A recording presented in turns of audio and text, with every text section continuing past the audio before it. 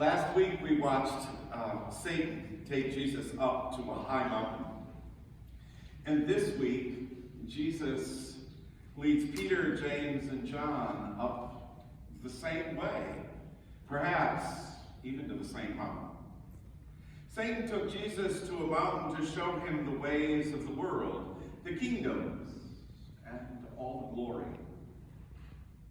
Jesus took his closest friends up the mountain for an intimate glimpse of who he was in all his glory. This story is full of subtle references to the history of Israel, so subtle that we can understand them, and when we understand them, they only become richer. You know, in most cultures of the world, the mountain is a place for meeting God. The most obvious allusion, of course, is to Moses, whose face shone brightly that he had to keep it veiled after meeting God on Mount Sinai. The ancient Incas saw the mountains and the spirits of their ancestors, the strong protecting Apus. Japan is the home of two spectacular holy mountains, Mount Koya, with over 100 monasteries, and Mount Fuji, of course, surrounded by countless Shinto shrines. Mountains represent challenge, solidarity, beauty. Anybody who has ever climbed one understands that your perspective changes frequently along the way. The disciples that Jesus led up that mountain surely understood that they were on a sacred journey. Matthew, Mark, and Luke tell us essentially the same story as they recount this particular event, but each one embellishes it with his own touches. Of the three, it's only Luke who says that it happened while Jesus was praying. Mark tells us that the disciples were frightened, and Luke notes that they had fallen asleep. Those three details hint that this scene might somehow be a counterpoint to their presence with Jesus later. Remember when he prayed in the Garden of Gethsemane? You know, what we all have in common really is that the disciples perceived Jesus in this event in a way that they had never done so before. They knew him as this dazzling, charismatic personality.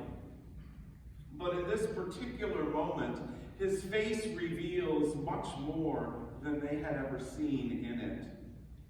His clothes, symbols of personality and culture, become luminous, almost as if the divinity were shining through humanity.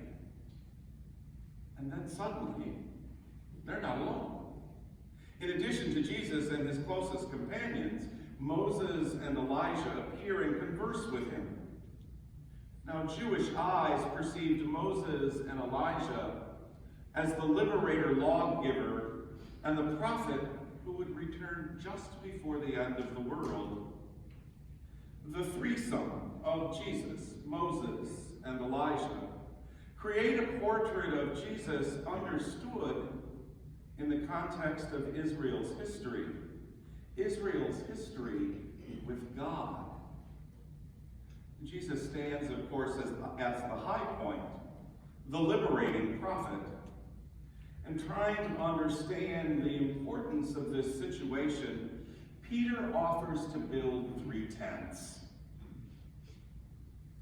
He's reacting almost as if they were celebrating the Feast of Booths, the very last feast of the Jewish annual calendar, a harvest feast during which people erected booths actually on the roofs of their homes in commemoration of their wanderings in the wilderness. The booths reminded them that during their pilgrimage, God dwelt among them in a booth just like theirs, in a tent. Or, as the Gospel of John would later say, God pitched a tent among his people. Peter had caught on to the message. They were experiencing God with them in a way that they had never imagined. And just as the disciples were trying to take advantage of this overwhelming scene, the voice of God breaks through and proclaims, "This is my beloved Son, with whom I am well pleased. Listen to him." It's exactly what was said by God at Jesus' baptism, but with the added command, listen to him. So today you and I are invited to gather with a few others and maybe climb our own symbolic mountain, somehow to get away from the distractions where 2 or 3 can be together with Christ. And there we can share our own visions of who God might be and who is in our lives. Like the disciples who saw Moses and Elijah, you and I might reflect on how we've come to know Christ through our own religious tradition. But see, time on the mountain invites us to recall moments of insight or delight when we experience God's love and God's presence. But remember that Jesus told his friends not to talk about their experience until after his resurrection. That's because in that moment they were like people who had just fallen in love. In their exuberance, they thought that they understood it all clearly. In reality, they had a long road of learning ahead. One that would take them ultimately to the upper room, to Calvary, and back to the upper room. Their insight and their commitment somehow still had to be seasoned. And so when they get down to level ground, they were immediately confronted with people in need.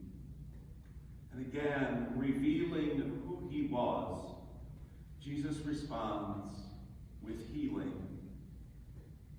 That reminds us that our own peak experiences, our own exceptional moments of religious insight, get their grounding not from proclaiming a theology at all, but by doing exactly what the Master did.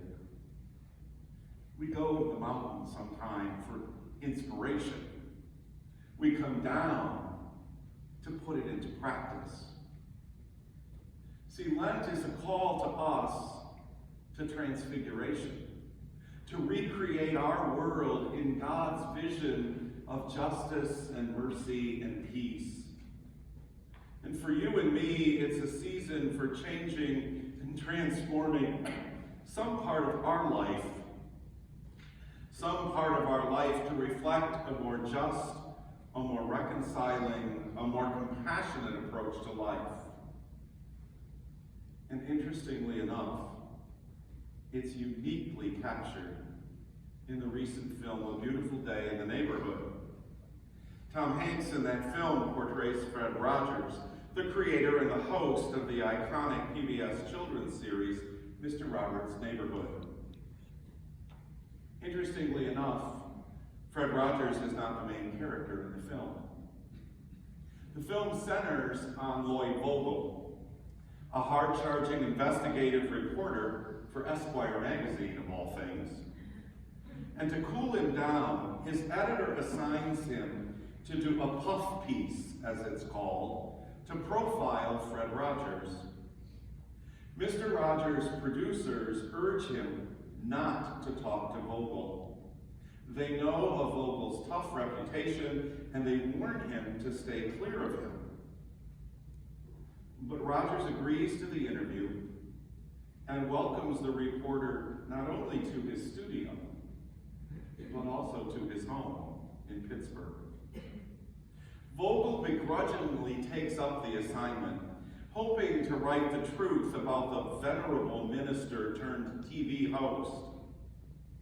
But the interview, of course, does not go exactly as planned. Lloyd's cynicism is no match to Mr. Rogers' kindness and compassion. And without spoiling too much of the film for you, Mr. Rogers gets Vogel to talk about himself, his new life as a dad, and his strained relationship with his own father. Vogel has shut down so many feelings and emotions in the wake of his anger at his father's walking out on his dying mother and his family years before. Beneath this hard, skeptical exterior, Lloyd Vogel is terrified that he can't be the involved dad and the attentive husband and the forgiving son that he should and wants to be. But Fred Rogers, being Mr. Rogers, patiently and slowly helps Lloyd Vogel find within himself the ability not only to move from his own hurt, but to forgive his father and to restart his loving relationship with his wife and young son. At one point in the movie, the reporter can barely mask his resentment at being forced by his editor to do this piece on Fred Rogers. He's deeply suspicious that another human being, let alone a famous one like Rogers, can possess such genuine empathy and decency. Fred Rogers responds to Lloyd Vogel's cynical questioning. "Look at us," he says. "I've just met you, but I'm investing in who you are and who you will be, and I can't help it." Lloyd Vogel then begins to get it. "You love broken people like me." Lloyd Vogel's meeting Fred Rogers turns out to really be an experience of transfiguration. Fred Rogers brings out the cynical magazine writer, brings out of him the love and the goodwill that are buried deep within him. How do you and I experience such moments of transfiguration in our lives? When the love of God that exists within each of us transforms our lives and the lives of those that we love. It's exactly that love, that divinity, that Peter and James and John see in Jesus on that mountain of transfiguration. The power of that sacred presence that shines through each of us, even when we don't notice it or we're unaware of it. Fred Rogers reflects that transfiguring love of Christ for Lloyd Vogel, as well as for the millions of kids who watched his show over the years. It's God now who calls us to transfigure our Lenten world somehow into the neighborhood of God. And so despite discouragements and failures as Christians, you and I are called to continue to persevere in holiness.